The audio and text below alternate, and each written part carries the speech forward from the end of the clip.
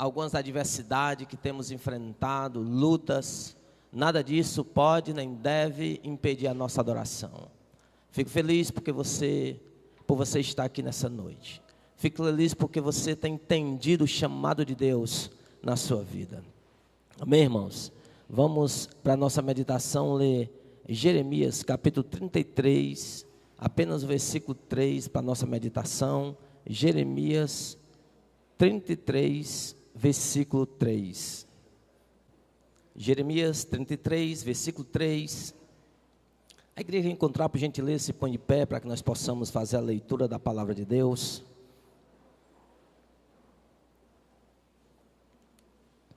Diz assim a palavra do Senhor: clama a mim, responder-te-ei e anunciar-te-ei coisas grandes e firmes que não sabes. Clama a mim. Curve sua cabeça só por um instante. Amado Deus, Pai bendito, eterno, é céus, mais uma vez nos encontramos aqui na tua casa, Pai. Neste lugar que não é outro lugar senão local de adoração, Pai. Onde temos a liberdade de adentrar a tua presença, não confiada em justiça nossa, Senhor, mas confiadamente no sacrifício perfeito do teu Filho na cruz, que nos garantiu livre acesso à tua presença, Pai. Não carregado de pecado e de defeito, mas redimidos e completamente transformados, Senhor. Obrigado por este privilégio. Privilégio este que nos condiciona, meu Pai, a estar cada dia mais buscando o aperfeiçoamento espiritual.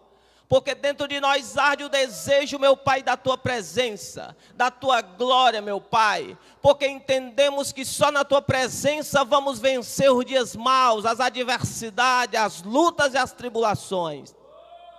Porque verdadeiramente, meu Pai, a tua igreja tem vivido dias de perseguições, dias de lutas. O império das trevas tem se levantado com fúria, meu Pai, querendo, meu Pai, intimidar a tua igreja, impedir o avanço. Pai amado e Deus bendito, entendemos pelo teu Espírito que só vamos prevalecer, sobressair, se estivermos, Pai, totalmente rendido aos teus pés, entendendo que nesta batalha espiritual, armas humanas não vai nos fazer triunfar, mas devemos estar armados com as tuas armaduras, Senhor. Ó meu Deus e meu Pai, vem nesta noite gloriosa, manifesta, meu Pai, assim como tu já tem manifestado a tua glória, através dos louvores que entronizamos a ti, os louvores que dedicamos a ti. Fala conosco também através da tua palavra, porque somos carentes em ouvir a tua voz, somos desejosos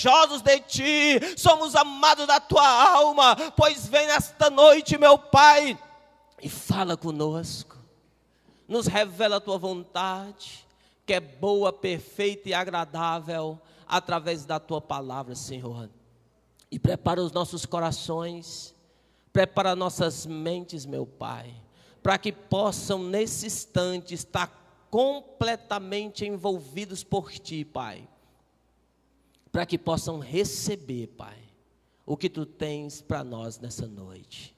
Pois eu creio, meu Pai, que tu reservaste algo especial, Pai, para que nós saiamos daqui, meu Pai, aprendidos e edificados na tua palavra, Senhor.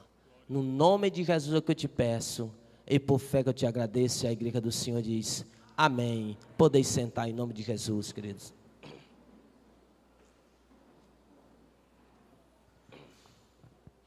Amados irmãos,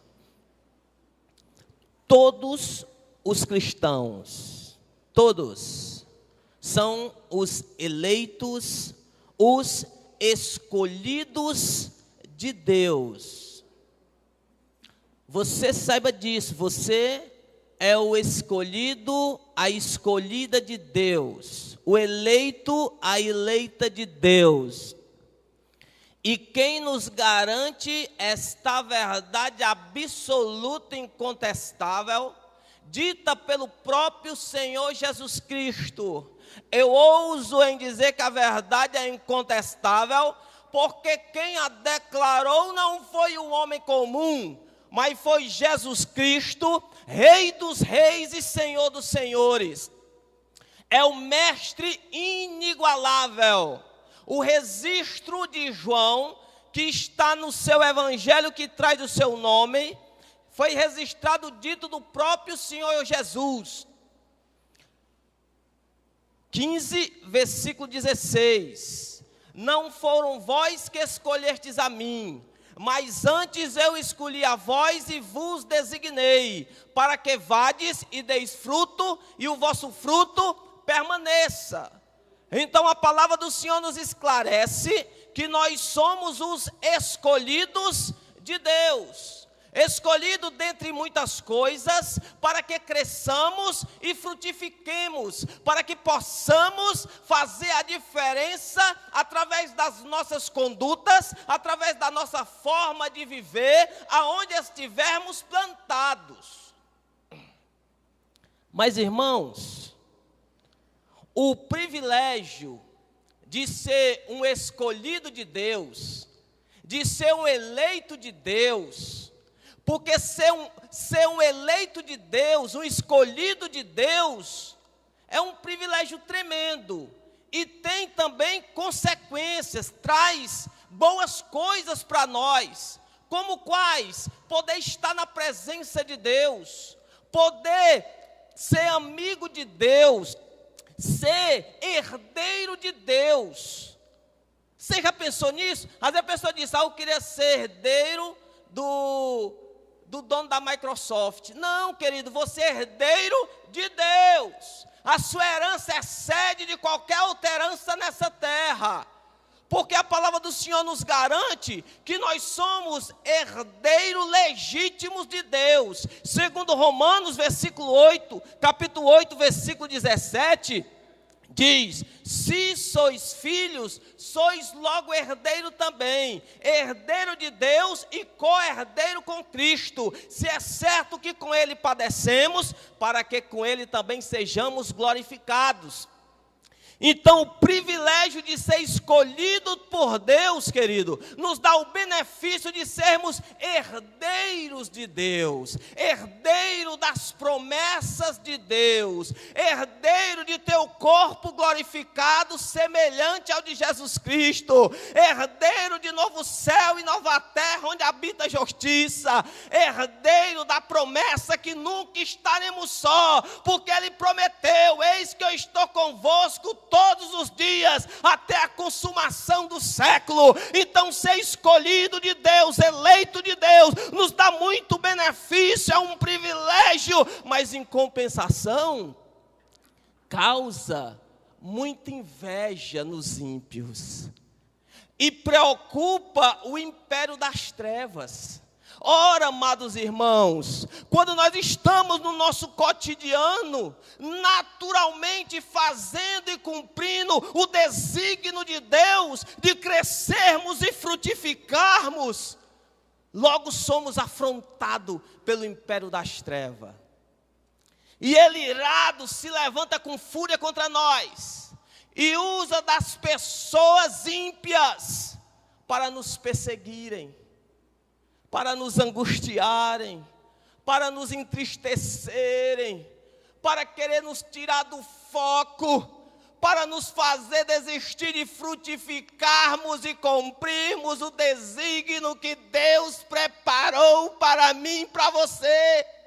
O império das trevas não quer ver você frutificar, não quer ver você crescer. E quando você naturalmente tem buscado fazer isso, quando você naturalmente tem buscado fazer a vontade de Deus, cumprir o desígnio de Deus, os desejos de Deus na sua vida, o império das trevas se levanta, ele persegue com fúria.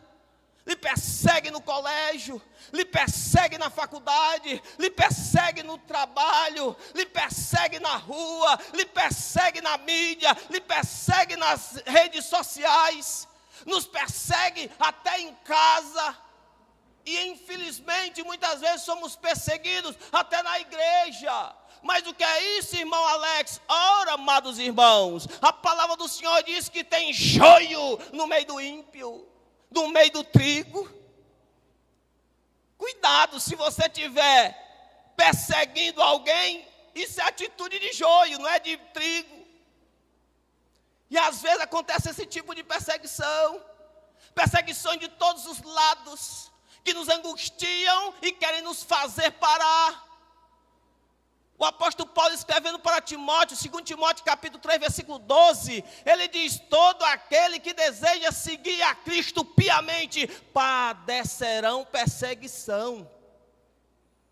Somos perseguidos, queridos. E se não bastasse essas pessoas se levantarem todo dia para nos perseguir, ainda somos perseguidos pelo nosso homem velho.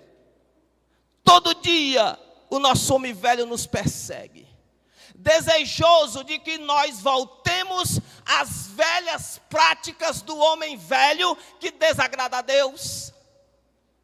E amados irmãos, essa prática de perseguição não é de hoje, não é nova. O império das trevas perseguiu os patriarcas, perseguiu os profetas, perseguiu Jesus, perseguiu os apóstolos, persegue a mim e a você, mas mesmo assim nós estamos aqui adorando, louvando, exaltando Deus que fez o céu e a terra. E isto é possível, não é porque nós somos fortes, temos uma oratória boa, é porque sobre os escolhidos existe uma promessa que diz: as portas do inferno não podem prevalecer contra mim, contra você. É uma promessa, é a promessa de Deus para os seus escolhidos, para os seus redimidos. Pode se levantar perseguidores, críticos, apontar o dedo contra você, querer ver o seu fim, cavar o buraco para você cair dentro, mas a palavra do Senhor diz que as portas do inferno não podem prevalecer contra você, contra a sua vida, contra a sua família, porque você é igreja lavada e redimida pelo precioso sangue de Jesus Cristo. Perseguições sem fim, ficamos angustiados, tristes, abatidos, porque não é fácil ser perseguido. Só você sabe quando você está sendo perseguido lá no trabalho, na repartição, no colégio, na faculdade. Não é fácil, não é. E quando você começa a cumprir a vontade de Deus, o desígnio de Deus de frutificar, a primeira coisa que você se depara é com perseguição. Somos perseguidos, e a intenção do império das trevas é fazer você parar de frutificar. Pode ter certeza, mas eu louvo a Deus, querido, que existe um consolo tremendo de Deus para mim e para você quando somos perseguidos. Muitos consideram Mateus capítulo 5, que é o sermão do monte, sermão das bem-aventuranças, mas eu vejo esse sermão como o sermão que consola as almas aflitas, perseguidas. No versículo 10, o Senhor Jesus diz: bem-aventurado aqueles que sofrem perseguição por causa da justiça, porque deles é o reino dos céus. Bem-aventurados sois vós, quando perseguidos, ultrajados e mentindo disserem todo mal contra vós, por causa do meu nome. Exultai, alegrai-vos, porque é grande o vosso galardão no céu. Não é aqui na terra, querido, o teu galardão. Não busca mérito aqui na terra, não busca coisa aqui na terra. A palavra do Senhor diz que o galardão para aqueles que resistem à perseguição é no céu, porque é grande o vosso galardão no céu, porque assim também perseguiram os profetas que foram antes de vocês. Jesus está dizendo: perseguiram os profetas. Aí você está dizendo: meu Deus, eu sou teu servo, eu tenho buscado ser fiel, buscado frutificar, e eu tenho sido tão perseguido no trabalho, tão perseguido na faculdade, tão perseguido dentro da minha família. Querida, perseguição faz parte da caminhada, mas nunca, nunca, nunca você vai deixar de ser desamparado, porque aquele que te chamou é fiel para te sustentar. Jeremias também foi perseguido. Jeremias, segundo dos profetas maiores, profetizou 70 anos depois do profeta Isaías, filho do sacerdote Ilquias. Profetizou antes e depois do exílio. Profetizou mais de 40 anos para o povo de Deus, que tem o seu chamado logo no começo do seu livro.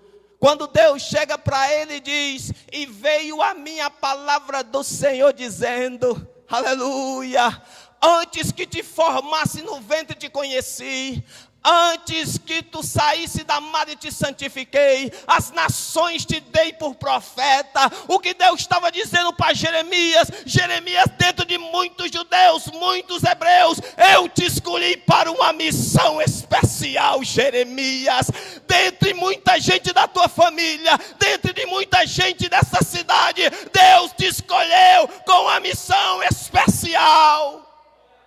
Você é um escolhido, um eleito de Deus. Se alegre com isso, jubile com isso. As perseguições vêm, as lutas vêm, mas você ser um escolhido de Deus é um privilégio. Aleluia! Não falta o consolo do Espírito no momento da tribulação. E Deus chama o profeta, e o profeta sabia que a parada era dura, sabia que não era fácil pregar para aquela nação rebelde, aquela nação idólatra. E diz: Deus, mas eu sou tão pequeno, Senhor, eu não sei nem falar. E Deus sabia que a missão não era fácil mesmo. Deus sabia que a missão não era fácil. Precisava calçar Jeremias. Aí no versículo 8, ele diz assim: Jeremias, não temas diante deles, porque eu sou contigo para te livrar. Queridos, Deus lhe chamou para uma obra tremenda. Deus lhe escolheu. Deus te elegeu para ser filho do Deus amado. Certamente vão vir lutas, dias difíceis, dias de aridez, dias de tribulações. Mas Deus, quando chama o profeta Jeremias, assim como Ele lhe chama também, Ele sabe que a tarefa é dura, a obra é árdua, a vida cristã não é fácil, mas Ele nos convida e nos consola com a sua promessa, a maior de todas nessa terra, quando Ele diz: não temas, porque eu vou mandar um anjo. Não temas, porque eu mesmo vou estar contigo para te livrar. Aleluia! Deus é íntimo seu. Ele quer caminhar intimamente com você. Ele não disse: eu vou mandar miríade de anjos, eu não vou mandar anjos, não. Eu mesmo vou ser contigo, porque eu sei que a tarefa não é fácil. É fácil ser crente, irmão? É não. E Deus sabe disso. Por isso que Ele diz: não temas, porque eu sou contigo para te livrar. Não tema diante deles, que eu sou contigo, Jeremias. Aí diante desta palavra consolante, confortante, Jeremias cumpre cabalmente o seu ministério. Intensamente prega as verdades reveladas por Deus àquela nação cheia de apostasia. E ele começa a desenvolver seu ministério, começa a frutificar, começa a ser sincero, começa a fazer a obra que Deus estabeleceu sobre a vida dele. E o que acontece? Se levanta invejosos, se levantam os ímpios, cheios de inveja, e o império das trevas, incomodado, se articula e perseguem Jeremias. E Jeremias se sente rejeitado, humilhado, abandonado, se sente só. Jeremias tem a sua saúde debilitada, porque os homens pegam Jeremias, um profeta, um homem de Deus, como se fosse um malfeitor, e coloca Jeremias no cepo, que era uma espécie de prisão que tinha 5 buracos. Uma botava a cabeça, 2 braços, 2 as pernas, e ele ficava numa posição desumana. Acharam um pouco, colocaram ele dentro de uma cisterna que estava sem água, mas estava cheio de lama, e ele ficou atolado até o pescoço.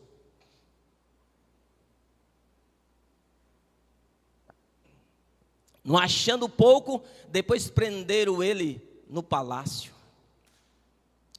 E nesse momento, Jeremias, debilitado fisicamente e emocionalmente, ele começa a fazer questionamentos. Ele começa a fazer interrogações. Ele começa a se sentir só, que talvez Deus o abandonou. E num determinado momento, ele conversando com Deus, angustiado, ele diz assim: iludiste-me, ó Senhor, e iludido fiquei. Mais forte foste do que eu e prevaleceste. E eu sirvo de escárnio todo dia, eles zombam de mim. Jeremias está dizendo: Senhor, tu me chamaste para profetizar para essa nação. Eu nem queria, mas o Senhor me persuadiu. O Senhor me convenceu, dizendo que ia ser comigo. Agora eu estou só, agora estou ferido. Senhor, cadê o teu agir na minha vida? Querido, perfeitamente normal. Não vai deixar de ser profeta, menor ou maior por causa disso. Não vai deixar de ser crente, menos crente ou mais crente, porque ele fez esses questionamentos. Porque no momento de perseguição intensa, estamos sujeitos a esse tipo de questionamento. Talvez você mesmo já fez. Eu já fiz. Emocionalmente abalado, ferido, trajado, humilhado, perseguido. Às vezes achamos que estamos só. Às vezes pensamos que Deus nos esqueceu. Às vezes pensamos que as promessas de Deus não diz respeito a nós. Porque vemos que o ministério não está de acordo com o que nós projetamos, sonhamos. Porque parece que o patrão está prevalecendo na perseguição contra nós. Parece que os ímpios estão prevalecendo sobre as nossas vidas. Parece que aquele parente que é ímpio prospera mais do que nós. Parece que as coisas estão dando tudo errado. E nós nos sentimos só e questionamos: onde é que está Deus? O que aconteceu? Por que eu estou vivendo este momento tão difícil de perseguição? É normal. Mas Deus, quando observa a angústia que Jeremias está vivendo naquele cativeiro, Jeremias talvez no momento de fraqueza emocional e espiritual, que foi afetada também, quis buscar recurso no homem, quis pedir ajuda a alguém. Talvez nessa nação ainda há alguém que me considere como homem de Deus. E quando ele cogita essas coisas, Deus traz a solução para ele. E Jeremias está angustiado, triste, ferido.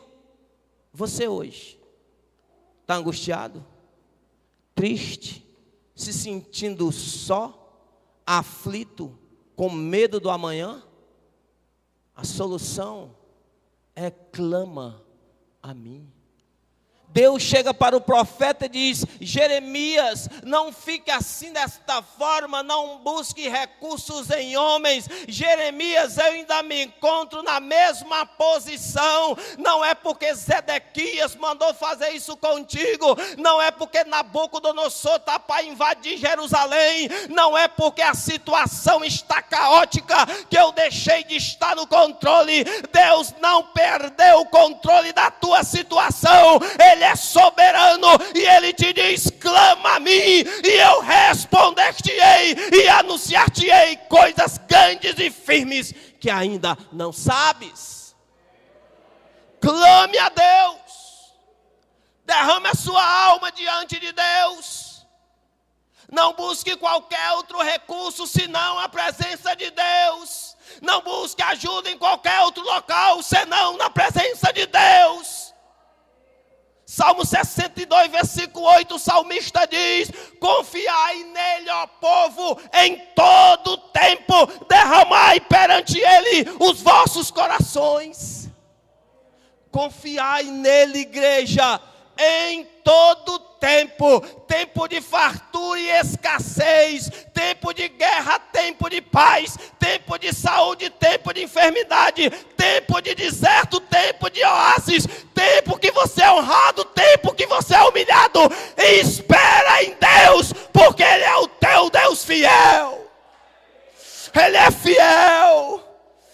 Salmo 64, Ele é o nosso, o Senhor é a nossa fortaleza, é o nosso refúgio, em quem confiaremos.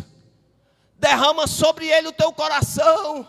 Às vezes você tem tanta facilidade de chegar para um irmão, para uma irmã e contar os seus problemas, as suas dores, as suas angústias.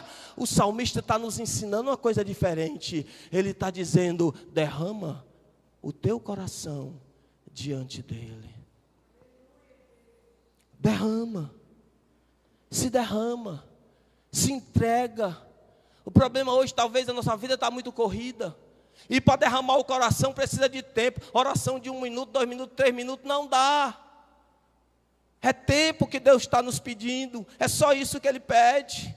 Ele quer resolver os problemas, Ele quer dar vitória, Ele quer restaurar casamento, Ele quer ensinar o filho a não ser rebelde, Ele quer trabalhar na tua casa. Ele só te pede algo: eu preciso de tempo, eu preciso de tempo, eu preciso do seu tempo. Deus precisa do seu tempo para Ele, e que você nesse tempo derrame.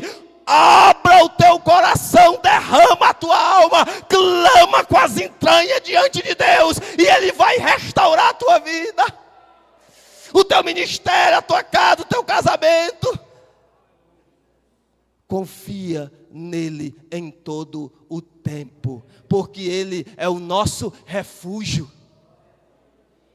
Deus é o nosso refúgio, irmão. Creia nisso. Eu fico imaginando aquela nação poderosa estava para entrar em Jerusalém, e era um povo bárbaro, um povo mau. Eu fico imaginando o rei Zedequias tremendo de medo, porque não deu ouvido ao profeta Jeremias, não ouviu a voz de Deus, não teve sensibilidade para conhecer a voz do Deus que fez o céu e a terra. Estava envolvido com muitas coisas e com muitas questões, perdeu a sensibilidade de Deus. Não perca, Deus fala contigo nesta noite, não perca a sensibilidade de Deus. Envolvido com muitas coisas, e eu fico imaginando aquele exército cercando Jerusalém, Zedequias tremendo de medo com seus capitães, e Jeremias despreocupado. Aleluia, porque Jeremias confiava em Deus. Aleluia. Abre-se uma brecha no muro, entra aquele exército violento. Zedequias tenta fugir, mas não adiantou, foi pego. O exército entra, mata muitos dos nobres de Israel, queima a casa do rei com fogo, derruba os muros de Jerusalém, pega o rei Zedequias, vaza os seus olhos, bota cadeias de bronze, leva Zedequias junto com muitos homens, mulheres e crianças cativo para a Babilônia. Zedequias morre no cativeiro porque não ouviu a Deus. E agora está Jeremias preso, lá no templo, preso, lá no pátio. Aí chega Nabucodonosor, aquele rei perverso e mau, bárbaro. Aí chama o capitão do exército dele: venha cá, meu capitão. Jeremias, põe teus olhos sobre ele, não faça nenhum mal, e o que ele falar, assim tu faças. Aí aquele capitão chegou e disse: Jeremias, tu quer o quê? Tu quer ir para lá, quer ficar aqui? Onde é que tu quer ficar? E eu acredito que Jeremias estava ali pensando: ah, Senhor, bem que tu disse no começo do meu chamado para o ministério, não temas diante deles, porque eu estou contigo. Não tema diante dele, não tema diante de Zedequias, não tema diante de Nabucodonosor, não tema diante de patrão, de juiz, de advogado, de ninguém. Não tema ninguém, não tema nada, porque Deus é contigo para te livrar. Nabucodonosor não fez nada com Jeremias, porque sobre Jeremias pairava uma promessa, que Deus era com ele. E sobre a sua vida paira a promessa, que Deus é contigo para te livrar. Pode o diabo se levantar, querido, o império das trevas querer te destruir, te perseguir, querer dizer que vai dizimar a tua vida. É mentira, ele é pai da mentira. Deus é contigo, não temas. Continua fazendo a obra, continua pregando, evangelizando, cantando, louvando, fazendo a obra, crescendo, frutificando, continua avançando, porque Deus é contigo. Deus está nesse negócio, querido, Ele é fiel. E Ele diz: clama, clama a mim. E quem clama a Deus não fica sem resposta. Clama a mim, responder-te-ei. O povo de Israel, que ele estava cativo lá no Egito, preso. O seu direito de ir e vir proibido, cerceado. Comendo mal, desprezado, humilhado. Um dia eles clamaram a Deus. Um dia eles clamaram a Deus para livrar ele daquela situação. E lá em Êxodo capítulo 3, fala o encontro que Deus teve com Moisés. E aqui ele revela que quando o povo clama, ele ouve. Ele chega para Moisés, depois de algumas palavras, no versículo 7 ele diz: tenho visto atentamente a aflição do meu povo que está no Egito, e tenho ouvido o seu clamor por causa dos seus exatores. Porquanto? Porque conheci suas dores. Porquanto desci para livrá-los da mão dos egípcios, e fazerem subir daquela terra, uma terra boa e larga que mana leite e mel. Eu vim porque ouvi o clamor do meu povo, e conheci as suas dores. Sabe quando Deus está vendo a perseguição que você está passando, mas sabe quando é que Deus conhece verdadeiramente a sua dor? É quando você clama. Você está passando uma situação difícil, do casamento, financeiro, física, seja o que for, Deus está vendo. Mas Ele conhece a tua dor quando tu derrama a tua alma diante dEle. É na intensidade da tua oração que Deus avalia a tua dor, a tua necessidade. Creia nisso.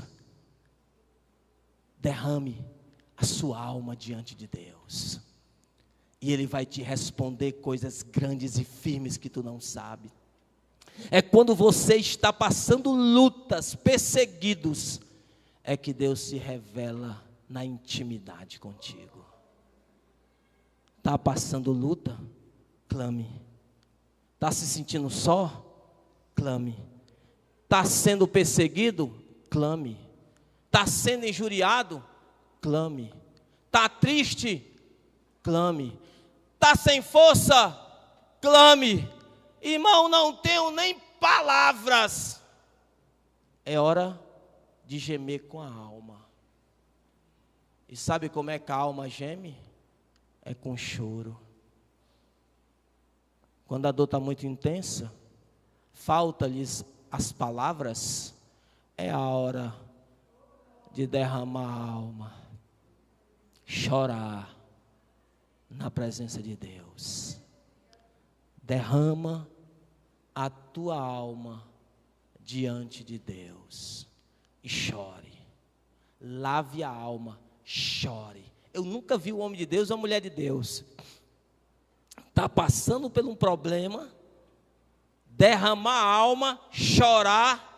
Aí, Maleca, ela se levanta, o problema resolveu? Pode até resolver, como resolveu o da Ana. Ana clamou e Deus automaticamente concedeu o filho a Ana, Samuel. Mas o que eu garanto biblicamente é que se você derramar a alma, pelo menos levantar-se restaurado, você levanta. Pelo menos levantar-se totalmente transformado, levanta. Pelo menos levantar-se cheio de alegria. Parece que aquelas lágrimas deixou no chão a tristeza e você se levanta restaurado. E não é à toa não, querido. É porque lá no Monte das Oliveiras,